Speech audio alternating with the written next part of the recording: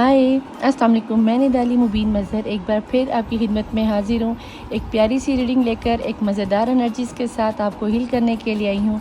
और रीडिंग को शुरू करने से पहले टॉपिक तो वैसे आपने पढ़ ली, लेकिन फिर भी मैं बताना चाहती हूँ कि आज की रीडिंग का टॉपिक है जनाब यू वर्सेस देम। आप और आपके पर्सन एक दूसरे को लेके क्या सोच रहे हो, आपके दिल में आपके पर्सन के लिए क्या है और आपके पर्सन के दिल में आपके लिए ट्रू फीलिंग्स, ट्रू थॉट्स एक दूसरे के लिए क्या है। ठीक है जी, तो उम्मीद है कि आपको पता चल गया होगा कि आज की रीडिंग का टॉपिक क्या है, अच्छे से समझ आ गई होगी। रीडिंग को स्टार्ट करने से पहले बता दूं कि मेरी रीडिंग टाइमलेस होती है, कलेक्टिव होती है, जर्नल होती है और सभी किस्म के लोगों के लिए होती है, मेल फीमेल, इसके अलावा married unmarried, lovers, extra marital affair और थर्ड पार्टी सिचुएशन, तेरे लिए, मेरे लिए, इसके लिए, उसके लिए, आसपास के लिए, नियर डियर सभी के लिए होती है। लेकिन नहीं होती तो सेम जेंडर सेक्स वालों के लिए मेरी रीडिंग नहीं होती। ठीक है जी, अगर मुस्लिम है तो 3 दफ़ा दुरूद शरीफ पढ़ लीजिए और अगर नॉन मुस्लिम है तो अपने रिलीजन के मुताबिक कोई भी पॉजिटिव रिचुअल अदा कर लीजिए। नहीं तो मैं यहाँ पे जो एक रवायतन अपनी दुआ मांगती हूँ, मैं दुआ मांगने जा रही हूँ। कोशिश करूँगी मैं अपनी दुआ छोटी रखूँ ताकि आप लोग जल्द से जल्द रीडिंग पे पहुँच जाओ। लेकिन अगर आपने दुआ में शामिल नहीं होना तो आप इसे टैप टैप करके डायरेक्ट रीडिंग पर भी जा सकते हैं, तो ज़्यादा टेंशन लेने की बात नहीं है। ठीक है जी, बिस्मिल्लाहिर्रहमानिर्रहीम। अल्लाहुम्मा सल्ली अला मोहम्मद वाले मोहम्मद वाजिल फ़राजहुम। ए अल्लाह, ए यकता, ए यगाना, ए मौजूदा, ए बहुत ज़्यादा सखिया फैलाने वाले, ए करम करने वाले, बहुत ज़्यादा देने वाले, बहुत ज़्यादा बख्शिश वाले, ए बेपर्दा करने वाले, बहुत ज़्यादा रिज़्क़ अता करने वाले, बहुत ज़्यादा देने वाले, ए खालिक व मालिक है अव्वल व आखिर।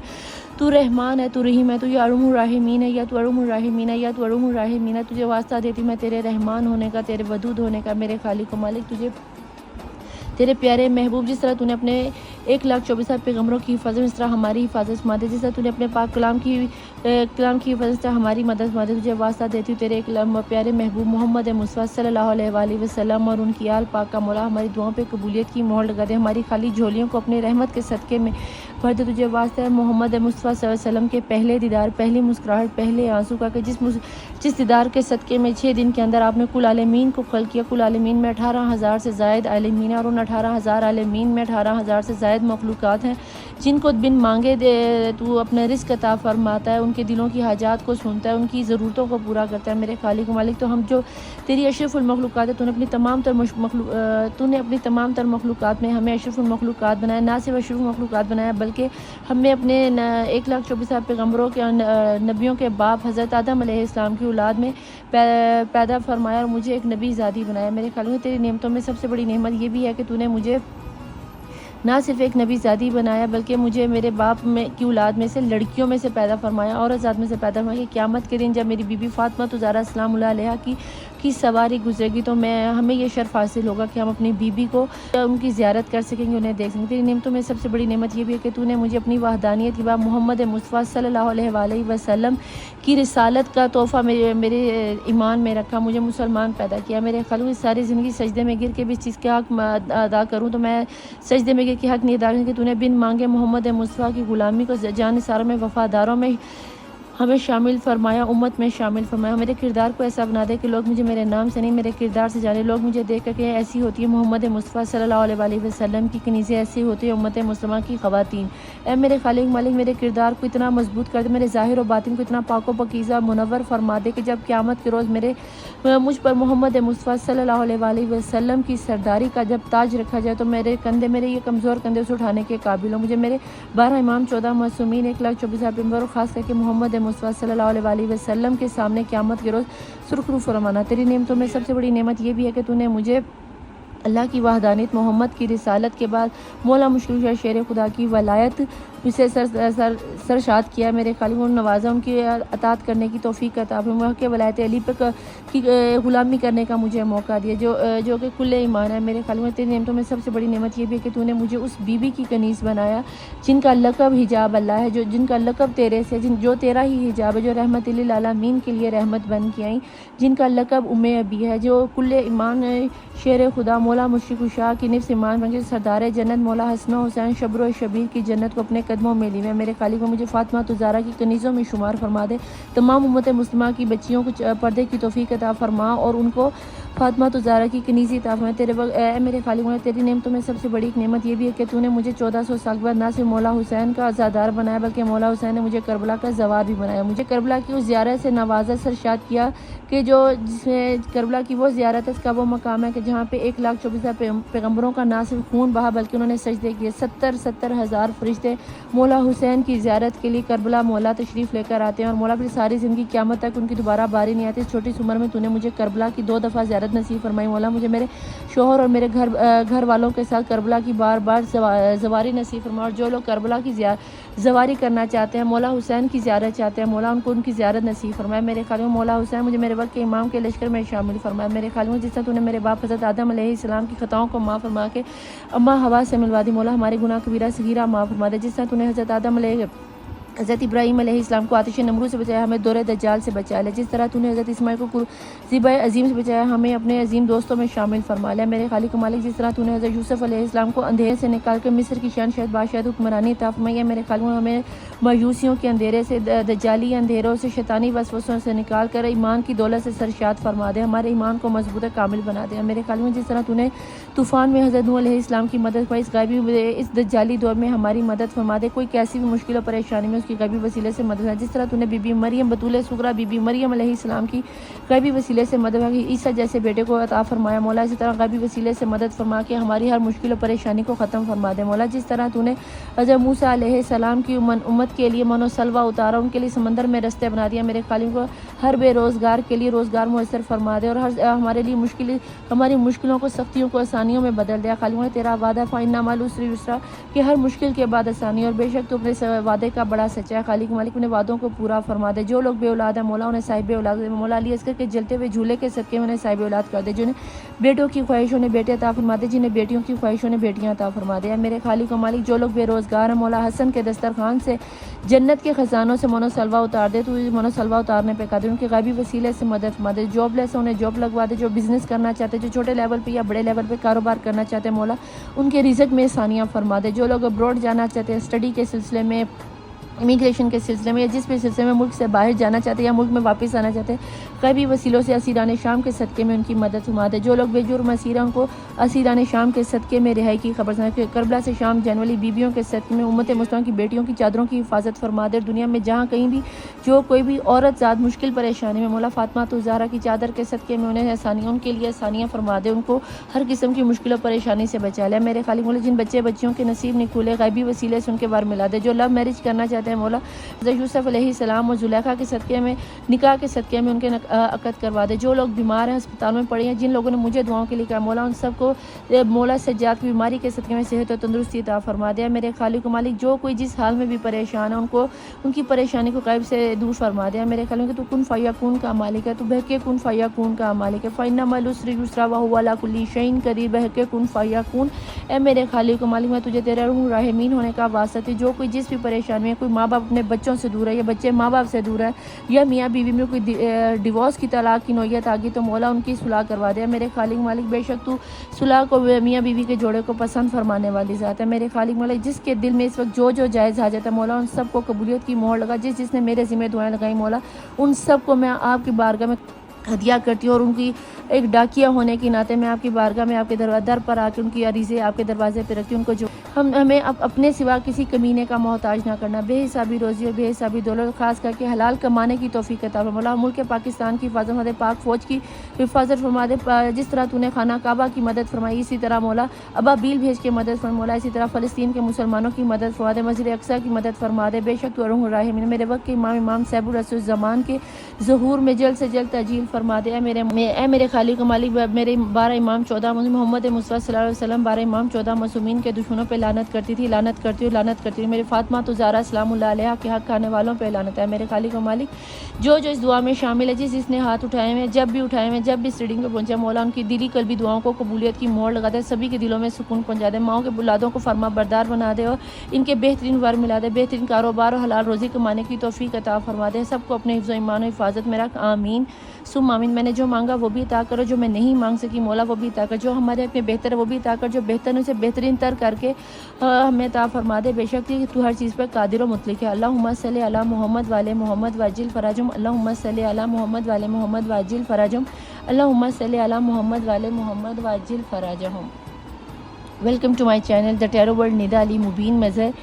देखती आंखों सुनते कानों, मैं निदा अली मुबीन मज़हर का आपको प्यार भरा तहे दिल से सलाम करती हूँ, नमस्ते करती हूँ, सत श्री अकाल करती हूँ और आप सबको each one of you deeply दिल की गहराइयों से आप सब की शुक्रगुजार हूँ, थैंकफुल हूँ कि आप लोगों ने मेरे चैनल को लाइक किया, सब्सक्राइब किया, कमेंट करते हो और मेरी दुआ के मांगने के अंदाज़ को पसंद करते हो।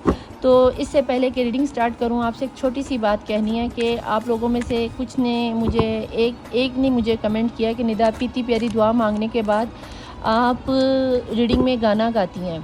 तो मैंने आपको रीडिंग के स्टार्ट की, अगर आप शुरू की वीडियोस देखें तो मैंने आपको कहा था कि मुझे गाने नहीं आते, मैं तहज्जुद गुजार हूँ। और दूसरी बात यह कि 2017 से मैंने टीवी देखना मुकम्मल तौर पर ख़त्म कर दिया है, जब से मैं मौला हुसैन की ज़वार हुई हूँ। और अगर ये जो कोई गाना मेरे जहन में चैनलाइज होता है तो ये आप लोगों की ही एनर्जी है, मैं सारा दिन में गाने सुनती भी नहीं।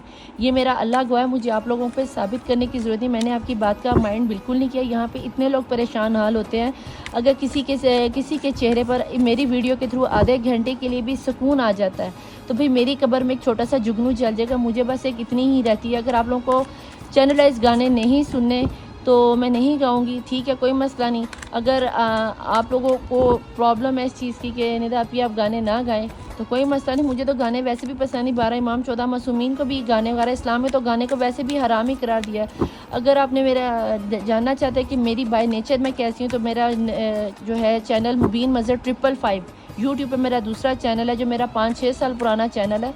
वहाँ पर आपको ज़्यादातर Islamic he point of view से मिलेगा। वहाँ मेरी करबला की ज़वारी की सारी चीज़ें आपको मिल जाएंगी। आप वहाँ पे जाके एक दफ़ा इस्लामिक चैनल मेरा मुबीन मज़हर 555 को भी सर्च आउट कर लो, आपको अंदाज़ा हो जाएगा। वहाँ पे मेरी नातें हैं, ज़वारी के कसीदे वगैरह, वो सारा कुछ आपको पता चल जाएगा, ठीक है।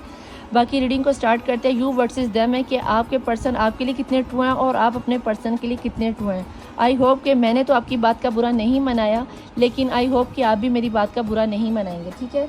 लेकिन मैं आप लोगों से एक हम्बल रिक्वेस्ट करूंगी कि अगर आप लोग वाकई चाहते हो कि मैं चैनलाइज्ड गाने या मैसेजेस आपको ना बताऊं तो नीचे कमेंट बॉक्स में आके ज़रूर बता दीजिएगा। जैसे इन्होंने कहा कि निदा इतनी दुआ के बाद आप गाना गा लेती हैं, तो इतनी बड़ी बड़ी हस्तियों के नाम लेकर, तो ये वर्क पॉइंट है। मेरा अल्लाह जानता है कि मुझे गाने वगैरह पसंद नहीं है और ना ही मैं गाने सुनती हूँ। अगर मुझे इन चीज़ों का इतना इंटरेस्ट होता तो मेरे नेल्स बड़े होते हैं मेरे हाथ, या सिर्फ लाइक वगैरह। जो मेरा काम मकसद है सिर्फ आप लोगों को हील करना, और अगर उसके बाद भी आप लोगों को थोड़ा बहुत इशू आ जाता है तो भाई मैं उसको भी ख़त्म करने की पूरी कोशिश करूँगी। निकालूंगी सबसे पहले मैं 3 कार्ड आपके निकालूंगी और 3 कार्ड ही आपके पर्सन के निकालूंगी, और म्यूचुअल एनर्जीज़ में देखेंगे बॉटम ऑफ द डेक में क्या निकल के आता है। प्लीज़ डिवाइन, प्लीज़ एंजल्स, मुझे यहाँ पे ये बताएं कि मेरे देखने वाले पर्सन जो इस वक्त वीडियो पे पहुँचे, उनकी इस वक्त अपने पर्सन को लेकर एनर्जीज़ क्या है। ये 3 कार्ड हैं जनाब आपके, और अब जो 3 निकलेंगे वो हैं आपके पर्सन के, ठीक है जी। 1 2 और ये 3, ये 3 आपके पर्सन के हैं, ठीक है। अब हम इसको उठाते हैं और देखते हैं कि बॉटम ऑफ द डेक में आप दोनों की, आपके पर्सन के कार्ड यहीं पे रहेंगे। इनको जब उनकी एनर्जी पे खोलूंगी तो पता चलेगा क्या निकल के आता है, ठीक है। सिजोफीनिया खुद ही से निकल के आ गया। चलो बॉटम ऑफ द डेक में देखते हैं क्या निकल के आता है। स्ट्रगल तो दोनों ही बहुत कर रहे हो। इंटेंसिटी, ठीक है जी। बॉटम ऑफ द डेक की एनर्जी में इंटेंसिटी और चेंज की एनर्जी आई है, ठीक है जी। चेंज का फिलहाल हम लेंगे नहीं क्योंकि वो छुपी हुई एनर्जी है। चेंज अच्छा खासा आ रहा है और यूनिवर्स ही आप लोगों में ये चेंज लेके आ रही है, लिहाजा ये आपकी म्यूचुअल एनर्जी है और ये उड़कर आने वाली एनर्जी है। देखते हैं जी आपकी एनर्जीज़ में क्या निकल कर आया है। बिस्मिल्लाहिर्रहमानिर्रहीम। गाइडेंस, आप कहीं ना कहीं गाइडेंस लेने की कोशिश कर रहे हो। टोटलिटी और नथिंगनेस, वेरी नाइस।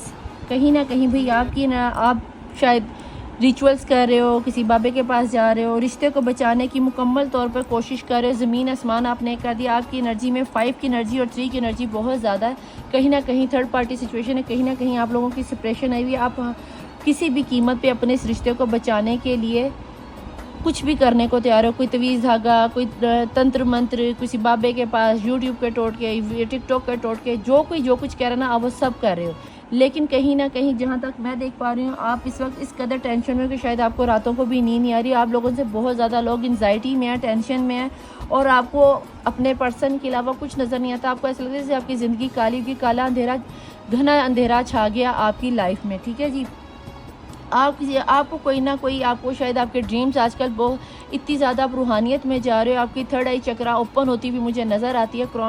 तो कहीं ना कहीं मुझे ऐसा लगता है जैसे कि आपकी लाइफ में आप जो हो, आप और आपके पर्सन, क्योंकि ये दोनों की एनर्जी निकल के आई है, शफल होकर खुद निकली है। कहीं ना कहीं आप भी अपने रिश्ते को बचाने की कोशिश कर रहे हो, कहीं ना कहीं आपके जो पर्सन या जो कोई भी है, ये भी आपके साथ कोई ना कोई इस तरह का सिनेरियो चलाना चाहते हैं कि वो अपने घर वालों के साथ भी रह जाए और आपको भी अपनी लाइफ में ले आए। कुछ इस तरह का सिनेरियो वो चाहते हैं कि कोई इस तरह की गेम बन जाए कि जिसमें आपको वो किसी भी कीमत पे खोना नहीं चाहते, क्योंकि यहाँ पे देखो कि उन्होंने अपने घर वालों को भी पकड़ा हुआ है और आपको भी नहीं खोना चाहते। और यहाँ पर देखो तो आप भी तकरीबन सेम एनर्जी में ही हो। लेकिन यहाँ पे देखते हैं कि टैरोट से क्या निकल कर आएगा। यहाँ पे अब आपके पर्सन की एनर्जीज में देखते हैं कि आपके पर्सन की एनर्जीज क्या निकल के आती हैं। Trust, laziness, moment to moment. वही बात होगी कि आपके पर्सन भी अल्लाह पर यकीन कर कर, डिवाइन पर यकीन कर कर, कुदरत पर यकीन कर कर कश्तियाँ जलाकर बड़े सुकून से इजी हो गया। उन्हें लगता है कि स्लोली विन द रेस हो जाएगा, क्योंकि स्टेप बाय स्टेप कदम उठाना बंदा एक ना एक दिन मंजिल पर पहुंच ही जाता है। और अगर एक दिन बंदा मंजिल पर पहुंच जाता है तो आपके पर्सन को कहीं ना कहीं ये यकीन लाजमी है कि एक दिन ऐसा ज़रूर आएगा जब वो अपनी मंजिल पर पहुंच जाएंगे। वो आपको भी अपनी लाइफ में रखने में कामयाब हो जाएंगे, अपने घर वालों को भी रखने में कामयाब हो जाएंगे। उन्हें डिवाइन पर या अपने लिए हुए फैसले पर ट्रस्ट है, और इसी वजह से वो अपनी लाइफ में आपको लेकर बहुत इजी है। उन्हें पता है कि मैं कुछ ना भी करूं, मेरी पर्सनी ने इतना, यानी कि इतनी स्पिरिचुअल है या इतनी वो अवेकन है कि वो कुछ भी यानी कि कर जाएगी, और हमें हमारे रिश्ते को कुछ नहीं होने वाला। आपके पर्सन को डिवाइन पर, अल्लाह पर बहुत ट्रस्ट है। कहीं ना कहीं आप अपने आप को, वो क्या कहते हैं, कहीं ना कहीं आप, मुझे लगता है कि अपना ट्रस्ट खो देते हो, अपनी एनर्जी को खो देते हो, कि पता नहीं क्या हो जाएगा और क्या नहीं हो जाएगा। प्लीज़ डिवाइन, प्लीज़ एंजल्स, मुझे यहाँ पे ये बताएं, ट्रू ऑरेकल डेक में से मेरे देखने वाले व्यूअर्स की क्या एनर्जी, ये अपने पर्सन को लेके क्या सोच रहे हैं। 2 कार्ड आपके और 2 ही कार्ड आपके पर्सन के निकल कर आएंगे। ठीक है जी। सिल्वर वाटर शार्क, कहीं ना कहीं आप पर प्यार की बरसात होने को है और आपको इस चीज़ पर ट्रस्ट नहीं है। कहीं ना कहीं आप अपने प्यार की बरसात में, यादों में कहीं गुम हुए पड़े हो। आप प्रेजेंट की एनर्जी में आना ही नहीं चाहते। आपको लगता है कि मुझे इसी एक पर्सन पे अटके पड़े हो। यिंग एंड यांग की एनर्जी, अब तो आपको यकीन आ जाना चाहिए कि आपको कहीं ना कहीं ऐसा लगता है कि आप और आपके person made for each other. Yin and yang की एनर्जी, यूनिवर्स ने आप दोनों को एक दूसरे के लिए बनाया। आपके पर्सन की इस वक्त क्या थॉट जा रही हैं आपको लेकर। आपको अपने रिश्ते में बहुत सच्चाई नज़र आती है, इसीलिए आपको आपके पर्सन के अलावा कोई नज़र नहीं आता। आपके पर्सन को पता है कि आपका एक स्पिरिचुअल मुआहदा किया हुआ है अपने अल्लाह से, जिसको आपने कंप्लीट करना है। उन्होंने अपने आप को द डिवाइन मैस्कुलिन आ गया। कहीं ना कहीं आपके पर्सन को ये चीज़ तो कंफर्म्ड है कि जो भी होगा अल्लाह की तरफ से होगा, तयशुदा चीज़ है। इसलिए उन्होंने अपने आप को थोड़ा सा रोका हुआ, अपने आप को बंद किया हुआ। यही चीज़ आपको काट खाने को दौड़ती है कि अगर हम दोनों मेड फॉर ईच अदर, अगर हम दोनों एक दूसरे के सोलमेट हैं, तो ऐसा क्या है कि डिवाइन फेमिनिन, ये लें जनाब, डिवाइन फेमिनिन उनकी तरफ से आगे, उन्हें पता है कि we are made for each other. उसके बाद है जी लाइफ पर्पस, और यही बात मैं यहाँ पे इस कार्ड पे कहती कि लाइफ पर्पस आपका जुड़ा हुआ है। कहीं ना कहीं आप दोनों एक दूसरे के लिए ही बने हो, लेकिन आपको ऐसा लगता है कि आप अपने पर्सन को खो दोगे। लेकिन कहीं ना कहीं आपके पर्सन को ये तो 100% कन्फर्म है कि आप दोनों मेड फॉर ईच अदर। अगर वो डिवाइन मैस्कुलिन है तो आप डिवाइन फेमिनिन हो, उनके आपके पर्सन को अच्छे से पता है। और ये डिवाइन जो वे निकल के आ रहा है, ये वे आप दोनों ने इकट्ठे ही पूरा करना है। आपका जो लाइफ पर्पस, जो छुपी हुई एनर्जी में जो अभी आपको नहीं समझ आ रही, और आपके पर्सन ये आपका हार्ट चक्रा भी ब्लॉक है। मुझे लगा कि आपका ये जो यहाँ पे सिल्वर वाटर शार में यहाँ पे गाइडेंस के साथ जब मैंने आपको बताया कि आपकी एनर्जी में मुझे ये नज़र आता है कि आपका थर्ड आई चक्रा ओपन हो रहा है, बट आपका हार्ट चक्रा ब्लॉक है, मुझे वो ओपन होता हुआ नज़र आता है। और आपके पर्सन मुझे इस वक्त आपकी निस्बत पहले से कहीं ज़्यादा हील होते हुए नज़र आते हैं। प्लीज़ डिवाइन, प्लीज़ एंजल्स, मुझे यहाँ पे ये बताएं कि इस वक्त मेरे देखने वाले व्यूअर्स जो भी हैं, इनके अपने पर्सन को लेकर क्या एनर्जीज निकल कर आती हैं। प्लीज़ डिवाइन, प्लीज़ एंजल्स, इस वक्त ये अपने पर्सन को लेकर क्या क्या सोच रहे हैं, इनकी लाइफ में इनकी थॉट्स क्या चल रही हैं, क्या करंट एनर्जी है, इनके जहन में किस किस्म के ख्यालात आ रहे हैं, क्या सिनेरियो चल रहा है। बिस्मिल्लाहिर्रहमानिर्रहीम। थर्ड पार्टी सिचुएशन, कहीं ना कहीं आप अपने पर्सन की लाइफ में जाना तो चाहते हैं, लेकिन आप में से 75% लोगों को ये तो कंफर्म है कि ये एक्स्ट्रा मैरिटल अफेयर वाले हो सकते हैं, डिवोर्सी वाले हो सकते हैं, या कहीं ना कहीं एक्स्ट्रा मैरिटल अफेयर वालों के लिए एनर्जी हो सकती है, या ऐसे माँ बाप जो अपने अलग से अपने बच्चों की परवरिश कर रहे हो, अलोन परवरिश कर रहे हो, अकेले से परवरिश कर रहे हो, उनकी कोई एक आधा बच्चा हो सकता है, एक या दो बच्चे से, आधा क्या होता है निदापी, आधा कुछ नहीं होता भाई, एक या दो बच्चे हो सकते हैं, और कोई ना कोई आपके रिश्ते को बंदिश किए हुए हैं। प्लीज़ डिवाइन, प्लीज़ एंजल, आपको ये भी पता है कि आपके पर्सन मैरिड है और उन्होंने आपसे कोई चीज़ छिपाई है, और आप इसी चीज़ को अपने माजी की यादों में, मैंने यहाँ पे भी आपको कहा कि आप अपनी माजी की यादों को छोड़ने के लिए तैयार नहीं। जब तक आप अपने माजी से नहीं निकलोगे, आप कैसे किसी के साथ यानी कि फ्यूचर को सोच सकते हो। आप अपने माजी की यादों में ही घूमो, आपको कहीं ना कहीं अपना पर्सन ही चाहिए, जो मर्ज़ी हो जाए। आप इस बहुत ज़्यादा रूहानियत में जाके अपने पर्सन को दुआएं मांग रहे हो कि मुझे मेरे पर्सन से ही शादी करनी है। दिन रात आप मैनिफेस्ट कर रहे हो, दिन रात आप मैनिफेस्ट कर रहे हो, आपको कुछ ख्वाब भी इतना मैनिफेस्ट कर रहे हो कि आपको ख्वाब भी कुछ इसी तरह के आ रहे होंगे कि मेरी पर्सन से शादी हो रही है, मेरा ये हो रहा है, मेरा वो हो रहा है। लेकिन कहीं ना कहीं मुझे ऐसा लगता है जैसे आप अपने आप को बिज़ी रखने की कोशिश कर रहे हो, लेकिन आप बिज़ी रख नहीं पा रहे हो। मुझे नहीं समझ आती कि आप इतनी ओवर थिंकिंग क्यों कर रहे हो। कहीं ना कहीं आपको लगता है कि आप या तो ऑनलाइन कोई बिज़नेस करना चाह रहे हो, या फिर ऑनलाइन कोई वर्क करना चाह रहे हो, कोई जॉब करना चाह रहे हो, अपने आप को बहुत ज़्यादा बिज़ी करना चाह रहे हो सकता है आपने मूव ऑन होने के बारे में सोचा, आपको कोई प्रपोजल दिखाया जा रहा है और आप उसके बारे में सोच रहे हो कि ठीक है, अगर ये नहीं तो वही सही। इस बंदे को भी ज़रा पता चले कि जब मैं इसकी दुनिया में नहीं रहूँगा या नहीं रहूँगी तो तब कैसा सिनेरियो बनेगा। आप किसी के साथ कोई डील करना चाह रहे हो, शायद कारोबारी डील करना चाह रहे हो, लाइफ डील करना चाह रहे हो, आई डोंट नो किस किस्म की ये डील है। कहीं ना कहीं मुझे आप लोगों के बहुत ज़्यादा दर्द शकीका नज़र आता है, हेल्थ के इशू आते हुए नज़र आते हैं। अपने आप को अगर मंथली डॉक्टर के पास जाके अपनी हेल्थ को चेक करा लेना, क्योंकि मुझे यहाँ पे ऐसा लगता है जैसे आप लोगों में से बहुत ज़्यादा लोग बहुत ज़्यादा टेंशन और एंजाइटी की वजह से बीमार हो गए और मेंटली स्ट्रेस बहुत ज़्यादा ले रहे हो।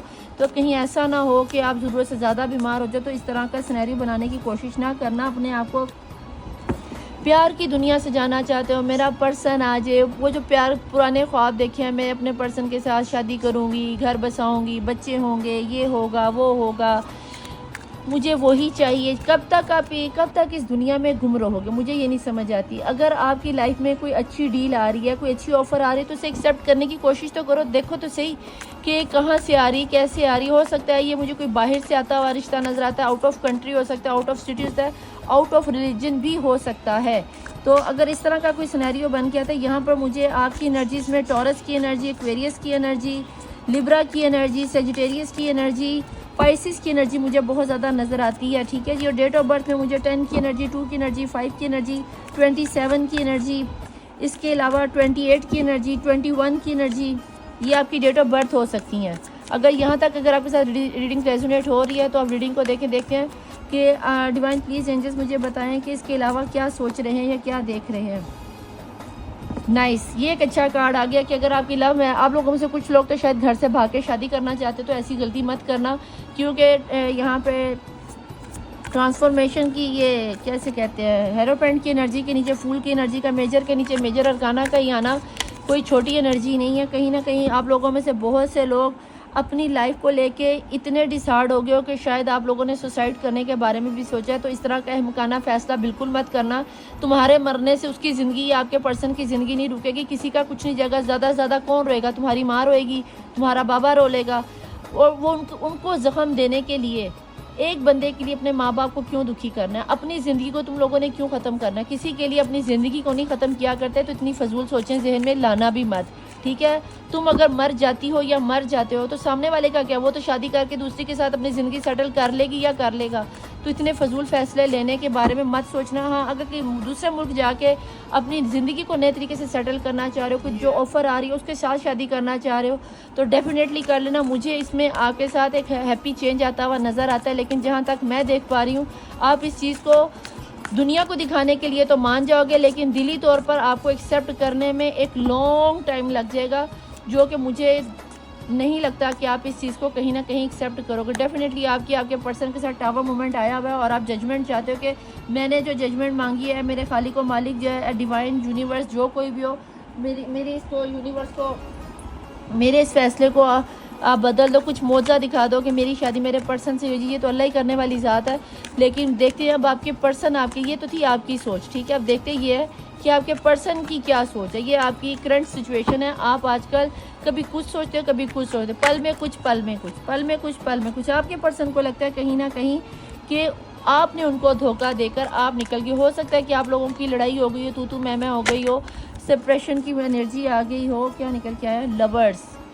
नहीं जनाब, लवर्स निकल के आ गए। यहाँ पे यिंग एंड डिवाइन में फेमिनल और डिवाइन मैस्कुलिन निकल के आया। यिंग एंड यांग की एनर्जी निकल के आई यहाँ पर। और यहाँ पे लवर्स के साथ दोनों की सेम ही एनर्जी है, समझ आई। जब लवर्स आ जाता है, ट्रू सोलमेट कनेक्शन होता है। कहीं ना कहीं आप लोगों में से अगर ट्रू सोलमेट है तो कुछ लोग तो मुझे कोर्ट में जाके शादी करते हुए नज़र आते हो। आप भी यही चाहते हो और हो सकता है आपके पर्सन भी यही चाह रहे हो। लेकिन अगर आपको कोई ऑफ़र आ रही है या आपके पर्सन को भी कोई ऑफ़र दिखाई जा रही है, आपको लगता है आपके पर्सन ने धोखा दिया और आपके पर्सन को लगता है कि आपने धोखा दिया। क्योंकि यहाँ पे जब लवर्स की एनर्जी आ जाती है तो ये मेड फॉर ईच अदर की एनर्जी होती है। प्लीज़ डिवाइन, प्लीज़ एंजल्स, मुझे यहाँ पे ये बताएं कि देखने वाले पर्सन क्या सोच रहे हैं। कहीं ना कहीं कोई ब्लॉकेजेस आ रहे हैं जो आपके पर्सन आपकी इसे ख़त्म करना चाह रहे हैं। और अगर इस तरह का कोई सिनेरियो बनता है तो प्लीज़ डिवाइन, प्लीज़ एंजल्स, यहाँ पे मुझे ये बताएं कि आपके पर्सन ये जो रास्ते खोल रहे हैं, जो यहाँ पे भी मैंने आपको बताया था कि ट्रस्ट किया हुआ है, वो आपको और आपकी रिश्ते को किसी भी तरीके से अपनी लाइफ से जाने नहीं देंगे। चाहे उन्हें फिर साम धाम दंड बेस कुछ भी करना पड़े, वो बहुत ठंडे लेजीनेस होकर बहुत ठंडे तरीके से स्टेप बाय स्टेप चल रहे हैं। आपको आपके पर्सन पर ट्रस्ट करना पड़ेगा। कहीं ना कहीं आपके पर्सन को कुछ ना कुछ तो ऐसा विजन लाजमी नज़र आ रहा है जिसमें उन्हें ऐसा लगता है कि आप अपने पर्सन के लिए कुछ ना कुछ बेनिफिट लेकर आते हो। जो चीज़ आप सोचते हो, याद रखना कि उस वक्त आपके पर्सन भी वही चीज़ सोच रहे हैं। लवर की एनर्जी म्यूचुअल एनर्जी होती है। जो अगर आपको तकलीफ़ हो रही है तो उस वक्त आपके पर्सन को भी हो रही है। आप रो रहे हो तो आपके पर्सन भी रो रहे हैं। अगर आप सारी सारी रात जाकर अपने पर्सन की इस मीठी यादों में गुम हुए पड़ो तो टेंशन न लो, वो बंदा भी उसी टेंशन में है। लेकिन ये है कि आप ज़रा ज़रूरत से ज़्यादा जज्बाती हो जाते हो, वो बंदा थोड़ा सा प्रैक्टिकल है। डेफिनेटली मैंने कहा प्रैक्टिकल, और वहीं पर आ गया है जी एम्परर। उसके ऊपर जिम्मेदारियों का बोझ हो सकता है, घर का बोझ हो सकता है, फैमिली वालों का बोझ हो सकता है, किसी की जिम्मेदारी उठाई होगी, बहन की शादी, भाई की शादी, इसकी शादी, उसकी शादी, गरीबों की हेल्प। बहुत ज़्यादा मुझे ये मैच्योर बंदा नज़र आता है। कहीं ना कहीं मुझे ये लगता है कि अगर ये आपके पर्सन की एज 22, 25, 27 है तो कहीं ना कहीं मैच्योरिटी के हिसाब से ये आपसे इतना आ गया कि ये मुझे 50-55 साल की मैच्योरिटी में नज़र आता है। लोगों के इसका बैठने का, उठने बैठने का ऑरा बहुत मजबूत होगा, बात बड़ी पावरफुल तरीके से करता होगा, लोग इसकी बातों को सुनते होंगे, इसकी बातों में वजन होगा और इसकी पर्सनैलिटी देख कर ही आप इसकी तरफ इम्प्रेस हुए होगे कि वाह क्या बंदा है। डेथ की एनर्जी आ गई है। ये रिश्ता टूट कर एक दफ़ा बनेगा तो ज़रूर। तो अभी जो यहाँ पे आपके ये बॉटम ऑफ द डेक में जो निकल के आया था कि टावर आया हुआ है, तो डेथ की एनर्जी भी आ गई। कहीं ना कहीं आप दोनों की ही बड़ी सुचल किस्म की छंड बरेट हुई है। अगर इस तरह की कोई छंड बरेट आप लोगों की हो गई है तो भैया ये बात तो कंफर्म है कि आप दोनों अगर अलग हुए हो, अगर अल्लाह ने आपसे छीना है तो आपको नवाजा भी जाएगा। अगर आप आजमाए जा रहे हो तो आपको नवाजा भी जाएगा। पर्सन आपको बेइंतहा प्यार करते हैं। ये एनर्जी तो आपकी भी नहीं निकल के आई जो आपके पर्सन की निकल के आई। लेकिन कहीं ना कहीं मैंने कहा ना, उनके ऊपर फैमिली वालों का बोझ है। देखो छुपी हुई एनर्जी में वो चीज़ निकल आई है, पता चल जाता है। इसीलिए वो उनको रुके हुए, उन्होंने अपनी फैमिली वालों को पीछे छोड़कर एक जो स्टिक पकड़ी हुई है वो आप हो, और उसी को वो स्टेप बाय स्टेप किसी भी कीमत पर अपनी लाइफ में खोना नहीं चाहते। और अगर इस तरह का कोई सिनेरियो निकल के आता है तो प्लीज़ डिवाइन, प्लीज़ एंजल्स, मुझे ये बताएं कि ऐसे में मेरे देखने वाले व्यूअर्स को क्या करना चाहिए। आपको क्या लगता है कि मेरे देखने वाले व्यूअर्स को क्या लगता है? आपके पर्सन की डेट ऑफ बर्थ के अंदर मुझे 10 की एनर्जी उनकी डेट ऑफ बर्थ हो सकती है, 11 की एनर्जी, 15 की एनर्जी, 22 की एनर्जी, 33 की डेट ऑफ बर्थ हो सकती है, 33 उनकी एज हो सकती है, डेट ऑफ बर्थ तो खैर होती नहीं। इसके अलावा मुझे 1 की एनर्जी किसी की बहुत ज़्यादा, 5 की एनर्जी बहुत ज़्यादा नज़र आती है, 4 की एनर्जी यहाँ बहुत ज़्यादा है, 9 की एनर्जी बहुत ज़्यादा है और 19 की एनर्जी बहुत ज़्यादा है, 17 की एनर्जी यहाँ मुझे नज़र आती है, 27 की एनर्जी यहाँ बहुत ज़्यादा है। स्टार्स में अगर आपको बताऊँ तो आपके पर्सन की जेमिनी की एनर्जी हो सकती है, कैंसर की एनर्जी हो सकती है, लियो की एनर्जी हो सकती है और इसके अलावा एरीज आपके पर्सन का स्टार या आपका स्टार हो सकता है। लवर की एनर्जीज़ में ये दोनों चीज़ें आती हैं। कहीं ना कहीं आप लोग पक्के सच्चे सोलमेट हो और हस्बैंड वाइफ वाला रिश्ता निकल कर आया है। Divine feminine, divine masculine, yin and yang की एनर्जी, आप लोग चाहो ना चाहो यूनिवर्स का जब आपका डिवाइन टाइम आएगा, सारी दुनिया मिल जाएगी आपको एक करने के लिए। प्लीज़ डिवाइन आपके जहन में कोई सवाल हो तो आप पूछ लो। प्लीज़ डिवाइन प्लीज़ एंजल्स मुझे यहाँ बताएं मेरे देखने वाले व्यूअर्स के जहन में क्या चल रहा है, दोनों की म्यूचुअल एनर्जीज़ में आपको क्या लगता है कि इन्हें क्या कहना चाहिए। बिस्मिल्लाहिर्रहमानिर्रहीम। परफेक्ट टाइमिंग, जैसे ही परफेक्ट टाइमिंग आएगी आप दोनों का यूनियन हो जाएगा, आप दोनों दोबारा मीटअप करोगे, आप दोनों दोबारा से एक हो जाओगे, क्योंकि मेड फॉर ईच अदर हो तो ऐसा हो नहीं सकता कि अगर अल्लाह ने आपको आजमाया तो आपको दोबारा से। Ask for the help other people, उन लोगों के लिए जिन्हें लगता है कि हमारा मसला हमसे नहीं सॉल्व हो पा रहा, तो कुछ बड़ों क्या ले लो जो आपको पता हो कि ये बंदे हमारी हेल्प कर सकते हैं। चाहो तो टैरो रीडिंग करवा सकते हो, मुझसे करवा सकते हो, या किसी भी रीडर के पास चले जाओ, किसी बुजुर्ग के पास जाओ, किसी बड़े लोगों को मिलाकर हो सके तो अपनी सुलह सफाई करवा लो। अगर डिवोर्सी लोगों के लिए ये मैसेज है, अगर डिवोर्सी है तो घर वालों के बड़ों को मिलाओ तो आपकी सुलह हो जाएगी। अगर किसी बुजुर्गों के साथ मिलकर अपनी सुलह करवाने के तरीकों पे और शायद आपकी बात चल जाए। प्लीज़ डिवाइन प्लीज़ एंजल मुझे बताएं यहाँ पर क्या एनर्जी आ रही है। लेटिन गो, अपने गुस्से को जाने दो, अपने गुस्से को जाने देना नहीं है। कि तीसरी चौथी दफ़ा लेटिन गो आ रहा है, लेकिन आप लोग भी आप फ्री हैं कि आप लोग भी नहीं मानते। यस, और यहाँ पे आ गया यस, अगर आप अपने पर्सन की गलतियों को ख़ताओं को माफ़ कर देते हो, जब आपका डिवाइन टाइम आएगा तो आपके लिए एक बिग यस है। और इन द नियर फ्यूचर, और बहुत ही जल्द आपके लिए एक खुशी की नवीद आ रही है। और इसके बाद है जी रिकवरी, और आप अपने आप को रिकवर कर जाओगे। इसके अलावा मैं यहाँ पे ये देख लेती हूँ कि आपके पर्सन की डेट ऑफ बर्थ और एनर्जीज़ क्या निकल के आती हैं। तो लेट्स स्टार्ट, देखते हैं कि आपके पर्सन के आपके लिए मैसेजेस क्या हैं और क्या मंथ्स वगैरह निकल के आते हैं। ठीक है जी, बिस्मिल्लाहिर्रहमानिर्रहीम।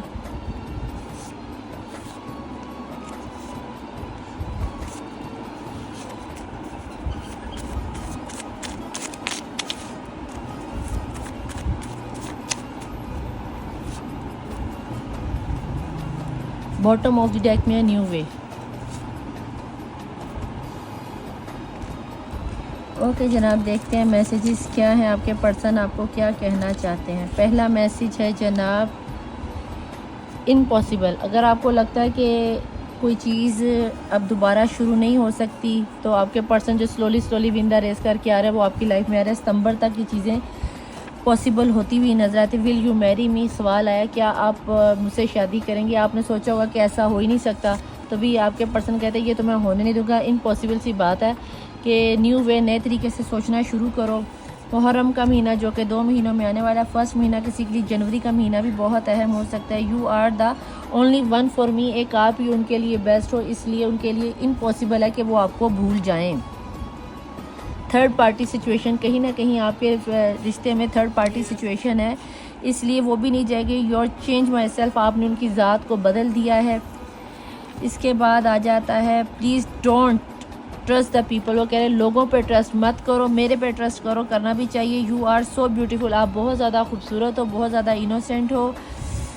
नॉट फीलिंग वेल, कहीं ना कहीं आपके पर्सन आपके बिना अपने आप को बेहतर महसूस नहीं करें। मैंने आपको बताया था आप या आपके पर्सन बहुत ज़्यादा बीमार हो सकते हो। यू आर माई पेशेंस, आपको देख के आपके पर्सन जज्बाती हो जाते हैं, शौक में, या पेशेंस का मतलब आप खुद समझ सकते हो इजी वर्ड्स में। आप देख लो कैसे होता है। डू यू हेट मी, क्या आपको अपने पर्सन से नफरत होगी। नीचे जवाब में कमेंट बॉक्स में ज़रूर लिखना कि क्या आप उनसे शादी करना चाहते हो, क्या आपको उनसे नफरत होगी। वी आर द डिफरेंट, आप दोनों दो मुख्तलिफ वे से आते हैं, क्योंकि यिंग एंड यांग की एनर्जी आई थी और ये उसको क्लैरिफाई करता हुआ कि आप दोनों डिफरेंट हो लेकिन मेड फॉर ईच अदर हो।